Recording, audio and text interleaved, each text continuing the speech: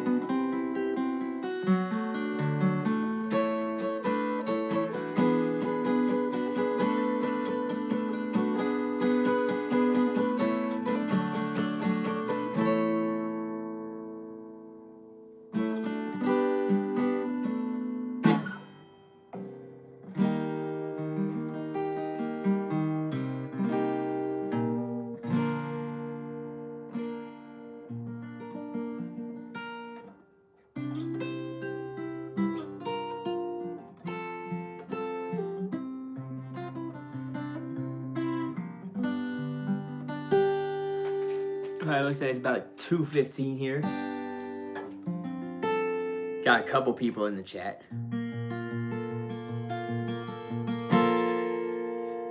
Just doing some interlude music to set the mood.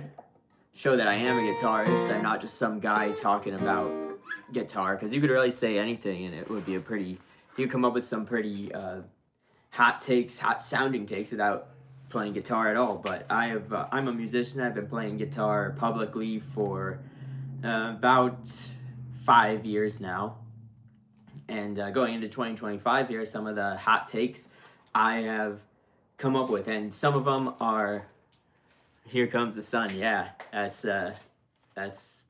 good. That sets the tone almost any time, even if it's like fall, which it is now. So there's a bonus hot take. "Here Comes the Sun," almost always a vibe, no matter what time of year. And what else was I gonna say about that? Oh yeah, I might make some full-length videos about the some of these and explain them a little bit more, but now I'm pretty much just going to run through them, maybe say a couple words about each one. So here we go. First official hot take from a guitarist for 2025. You can't practice being on stage unless you're on stage. As you can see right now, obviously I'm not on stage. I could practice Here Comes the Sun all day long. I could get great at it, but once you put a microphone here and a bunch of people out there and a speaker back here, and maybe there's a speaker up here, and that's what I'm hearing mostly, it makes things a lot different. So if you practice it in your bedroom, in your garage, and you're pretty good, and then you're not as good as you expect on stage, don't get discouraged. You can't practice being on stage unless you're on stage. Hot take number 2, getting the rhythm right is more important than getting the chords right. That was pretty straightforward. I probably will make a whole video explaining why I think that and demonstrating it, but that's hot take number 2. Getting the rhythm right is more important than getting the chords right. Hot take number 3, how do I put this? It has to do with alternate tunings. It's okay to leave your guitar in standard tuning for pretty much everything if you can. You don't have to, but I used to think that using alternate tunings was sort of sophisticated, and in a way it is, but I felt bad if I was playing a song that was written in open tuning or even tuned half a step down and I was just trying to play it in standard tuning. But there are reasons why standard tuning, like if you play most of your shows on the same guitar, you might be, at least this is what I've heard. I haven't really verified this, I'm not a scientist, but I think you might be decreasing the lifespan of your instrument. It's by changing the tension so much. And also it just takes a lot of time. And you can take the time to prepare, before you're on stage, before you're playing or performing, and just transpose the song so that it works in standard tuning. Actually, if you go to the wildguy.songs Instagram, one of my top reels is my version of, what's that song called? Romeo and Juliet, which is written in open D tuning. And I do drop D. Of course, drop D is not standard tuning, but it's a lot closer. Like my guitar was in standard, now it's in drop D. It took that quick. And so Romeo and Juliet is written in open D tuning. I just put my guitar in drop D tuning. Well, here we go.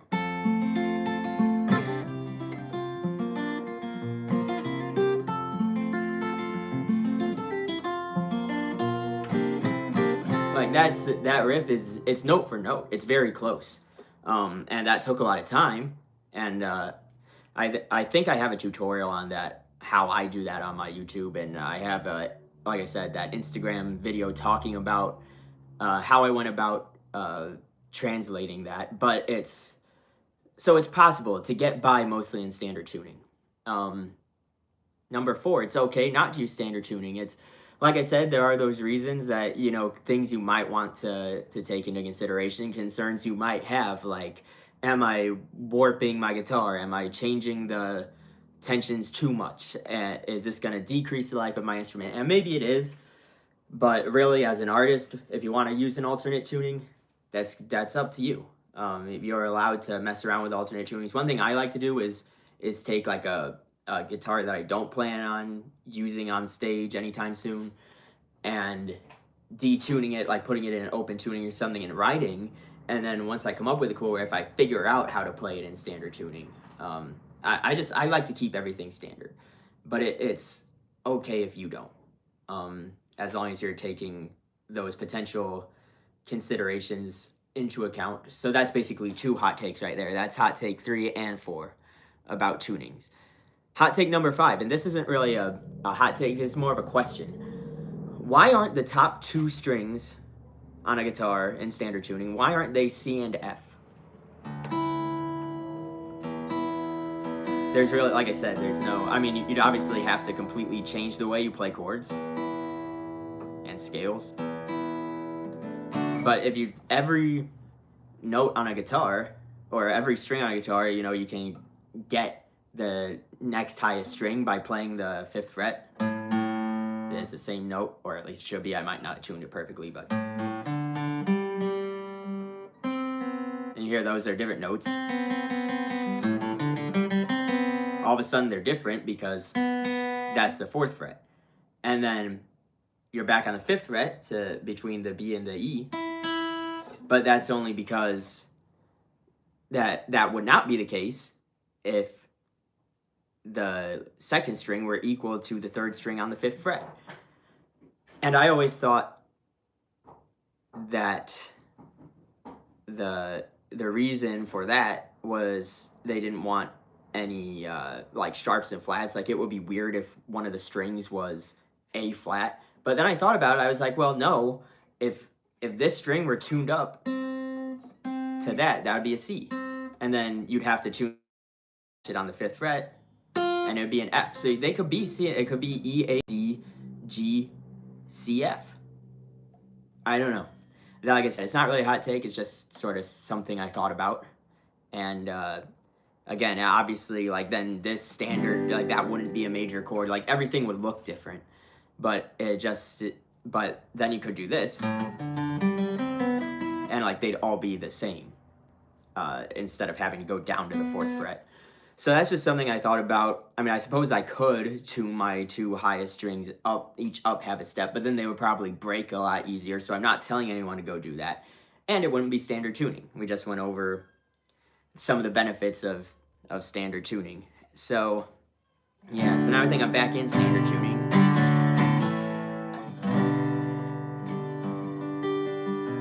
Okay, so here's another hot take about performance itself. Is if you don't acknowledge your mistakes, the audience won't notice. Play Amelia? I don't actually know what that is. But this is only the 2nd live stream I've ever done, so if they I'll do more of these, I'm sure. Maybe I'll learn Amelia. Like, is that a song? A song by someone? If you say Amelia by who, I'll look it up after this. But yeah, alternate tunings. It's okay to keep your guitar tuned. Oh, why aren't the top 2 strings? If you don't acknowledge your mistakes, the audience won't notice. They they don't. The audience, when you're playing in front of people, you realize that you start to realize more and more what the audience is not paying attention to. You play piano, okay. That's what this probably applies to piano. Some of these things I'm saying, not all of them, but definitely I think this one does. And it's so if you're playing in front of an audience and you're thinking about, you know, this chord change and this is a new chord that I learned and this part is fast, this part is hard. The audience doesn't know all that. They're listening to the overall sound of how you're playing. So, you know, if you're up there playing, here's just a random, like, Over the Hills and Far Away. And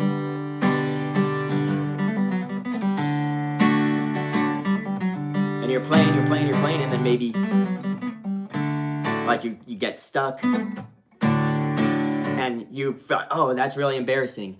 But if you don't say, oh, whoops, sorry, and then go back to it, they're probably not gonna remember. You know, if you play that whole song, that's like a 7-minute long song or something like that. They're not really going to remember that one run that you got stuck on, even if it was the most important run to you while you were practicing. Even if you mess it up, the audience won't necessarily notice. If they notice it, they probably won't remember, but they're a lot more likely to remember if you stop and, oh, whoops, you know, and obviously this depends on how many mistakes you make. If you make a lot of mistakes or some really big mistakes, they might remember, and guess what? It's not the end of the world. It doesn't necessarily mean that they think you're a terrible guitarist or a terrible performer. It's so just don't. I think that's a theater thing. I remember my theater director in high school saying, "Don't tell me you're sorry." Like, we'd be practicing a line, and I'd say, "Aha, I am. Oh, I'm sorry. Aha, I am here." They'd be like, "Don't stop and say you're sorry," because the audience doesn't. If they notice a mistake, it's not nearly as noticeable as stopping and saying you're sorry, and that applies to music too, for sure. Oh well, thank you. Sorry, I'll look up that song, Amelia, for sure. So that's hot take number 6. Hot take number 7. If you think you don't know music theory, you probably do. And that kind of goes out to guitarists mostly because I know a lot of us, we don't spend that much time on music theory, and we hear the word and we get scared. And but I'm sure it's true for pianists and other instruments too.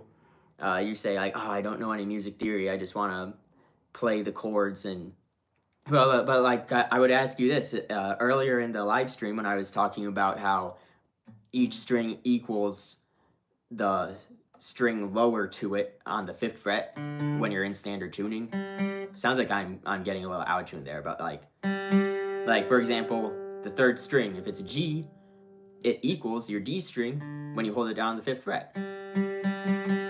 You may, even if you didn't know those notes were G and D, if you knew that, that's music theory, and it's just a matter of putting names to the notes. So those are basically the reason I included that. My point is, don't try not to have a fight or flight reaction when you hear the word music theory, even if you're a guitarist, because you're probably already using it, and there's no set amount of it that it's not like it's illegal if you only know a little bit of music theory. Like you can learn a little bit every day and just sort of roll with that. And if you don't want to, you don't necessarily have to. That's just my hot take about music theory. And so that's number 7. Number 8, this one too, it's almost more of a statement about me than a hot take, but I don't remember how to play Stairway to Heaven or Wonderwall. Those are memes in the guitar world. Like everyone plays Stairway. You know, people say, anyway, here's Wonderwall. I'm sure if I looked them up, I could learn them pretty fast, but I don't have to remember them. That's just thought that might be interesting to put in there. Oh, here's one. This one is off the tracks. This one's a little out of topic, but number 9, hyperpop. I don't know if you guys listen to hyperpop, but it is not. I think it is. You're gonna hear a lot more of it. I think it's where music is going, and I think people that consider themselves guitarists, like if that's their main thing, like they play guitar, they tend to be a little like they're turned off by music like that. By hyperpop, I mean like 100 gecs, you know, and it's very electronic, it's very manipulated, and it's very energetic. And just from my perspective, maybe more as a consumer than a performer. Obviously, I'm not performing hyperpop with my acoustic guitar, but I don't think it's really going anywhere. I think you're going to hear a lot more of it. So, if and when that happens, you can remember that I said it here, and maybe it'll give me a little bit more credibility. Anyway, last hot take number 10, subscribe to Wild Guy Songs, which is my handle. So subscribe to Ben Deary, that's me. For 2025, you want to be part of the internet guitar conversation. Obviously, there's a lot of channels you could subscribe to, but I would highly recommend this one because there's a lot of content and a lot of ideas I'm planning on putting out. So hope you subscribe. Hope you enjoyed the live stream. Thanks for tuning in and for any of your comments. But I've got to run. Thank you.